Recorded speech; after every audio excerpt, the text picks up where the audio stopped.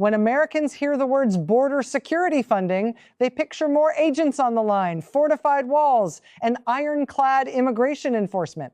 They do not picture a billion-dollar luxury ballroom attached to the White House. Yet that is exactly what Senate Republicans tried to ram through, up to $1 billion in so-called security upgrades, quietly earmarked to fund Donald Trump's extravagant personal ballroom fantasy.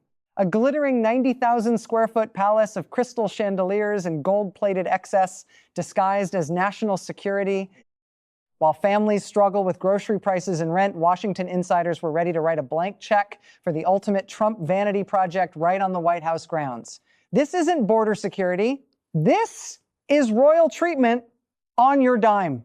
For years, Donald Trump has openly dreamed of transforming the White House into his personal palace, a Mar-a-Lago on steroids, dripping with gold, crystal, and unapologetic excess. Now that dream has a name: the East Wing Modernization Project. A staggering 90,000 square foot luxury ballroom bigger than the entire main residence of the White House itself, crystal chandeliers the size of cars, marble floors imported from who knows where. An event space fit for kings, not presidents.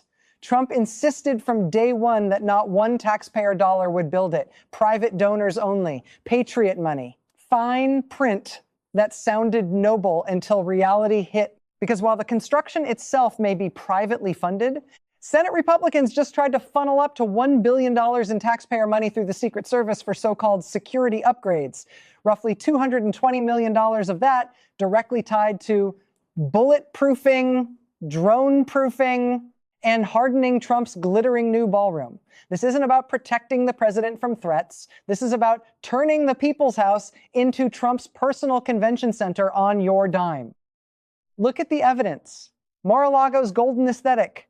Trump's awkward victory dances under massive chandeliers. Side-by-side comparisons of the modest current White House versus this casino meets Versailles fever dream. The man who once screamed about government waste now wants the ultimate upgrade because apparently the historic White House just wasn't Trump enough. Nothing says drain the swamp quite like demanding a $1 billion royal ballroom attached to the White House.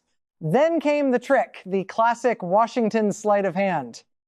Republicans took a massive immigration enforcement package, a $72 billion bill meant to supercharge ICE, Border Patrol, and actually secure the southern border, and quietly stuffed $1 billion in Secret Service funding inside it. On paper, it sounded reasonable. More security after assassination threats, hardening the White House, protecting the president. But buried in the fine print was the real prize. Roughly $220 million specifically earmarked to bulletproof, drone-proof, and fortify Donald Trump's extravagant new 90,000 square foot ballroom. They didn't call it a ballroom in the bill, of course. They called it the East Wing Modernization Project. Clean, bureaucratic language designed to hide the glittering truth. This is how you sell a luxury wedding venue as national security. While ICE agents desperately need resources to deport criminals and stop fentanyl, Senate Republicans decided what America really needs is taxpayer-funded logistics for Trump's future galas and donor parties. Lindsey Graham and others stood up and defended it with straight faces. It's about safety. After recent threats, we must act. Conveniently, the safety upgrades just happen to perfectly align with Trump's long-standing obsession with a Mar-a-Lago-style ballroom on the White House grounds. Nothing says border security quite like ICE agents playing wedding planners for the president's billion-dollar ballroom. Totally unrelated, absolutely coincidental. Pure, unadulterated statesmanship. This wasn't about protecting the nation. This was about protecting one man's golden fantasy and making you pay for the chandelier. But here's the plot twist nobody saw coming. Even some Republicans started sweating. As the $1 billion Secret Service request made its way through closed-door meetings, several GOP senators looked at the price tag and suddenly discovered their fiscal conscience again. They sat through the Secret Service briefing, they saw the line items, $220 million to bulletproof Trump's future ballroom, plus hundreds of millions more for the glittering complex around it. And for the first time in months, a few of them blinked. Because while they were busy defending this golden upgrade, American families were still getting crushed by high grocery prices, skyrocketing rent, and stagnant wages. Inflation didn't magically disappear just because Trump returned to the White House.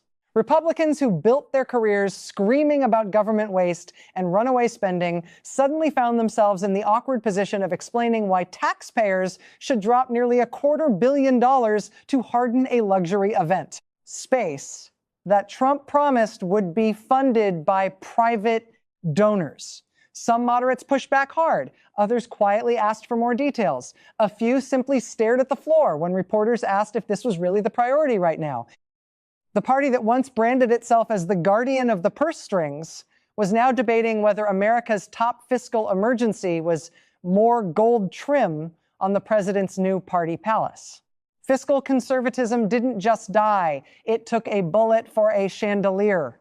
This wasn't some minor line item. This was Republicans nervously realizing they were about to own the optics of funding a Versailles-style ballroom while telling struggling families to tighten their belts.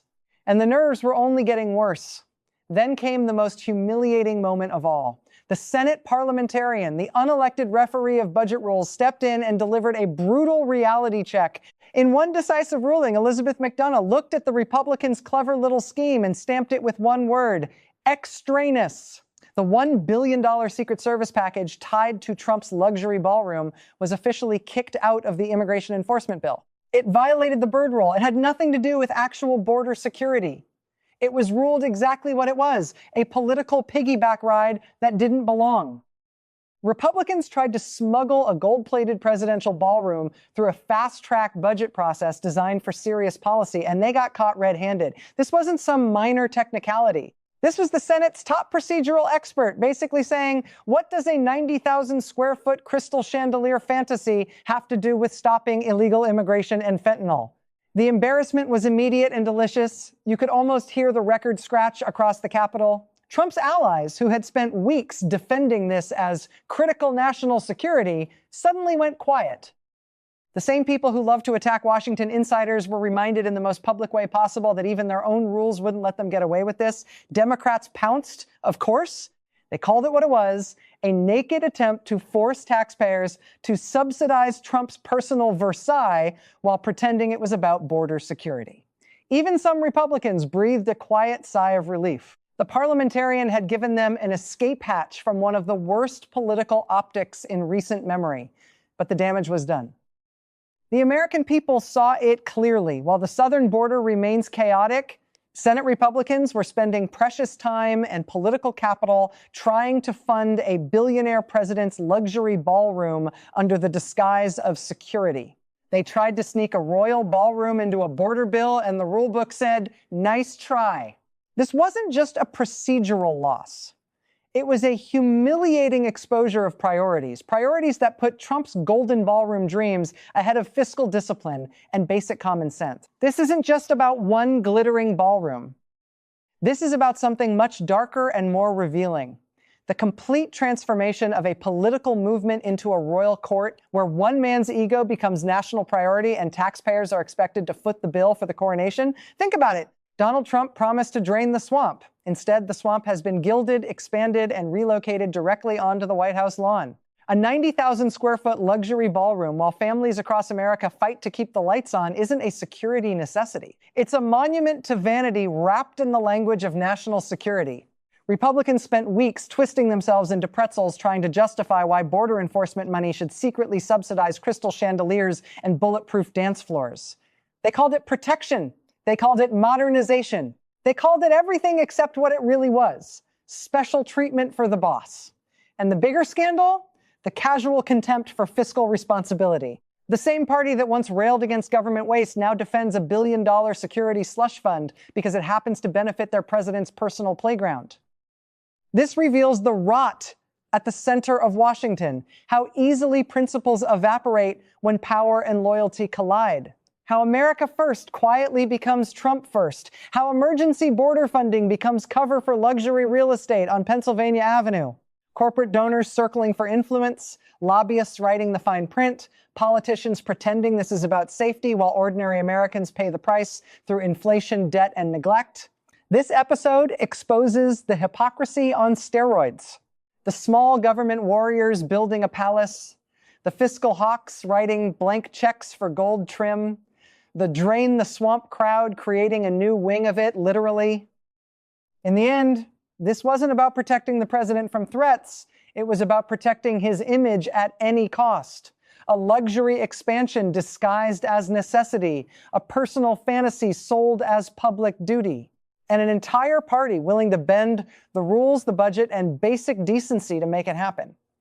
Until the parliamentarian reminded them, even in Washington, some things are still too shameless to hide. Trump promised to drain the swamp. Instead, they tried to build him a gold-plated extension and call it border security.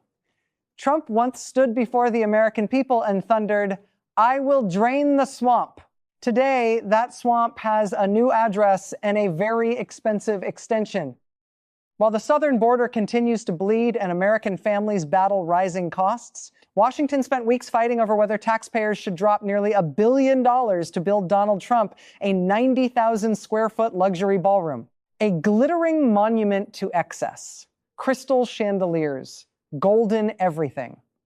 All disguised as security and smuggled into a border bill like contraband.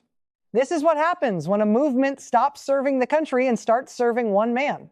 When America First quietly mutates into Trump First. When the same people who campaigned against government waste suddenly discover they have unlimited appetite for presidential palaces. The Senate parliamentarians stopped this particular scheme, but the mindset remains. The willingness to bend rules, twist language, and raid the public purse for one man's vanity project, that impulse is still very much alive. So the next time you hear politicians promise fiscal responsibility, remember this moment. Remember how close they came to making you pay for Trump's royal ballroom while calling it border security. They didn't drain the swamp. They tried to turn the White House into its gold-plated headquarters and hand you the bill. This is the new Washington. This is the new normal. And this is exactly what unchecked power looks like.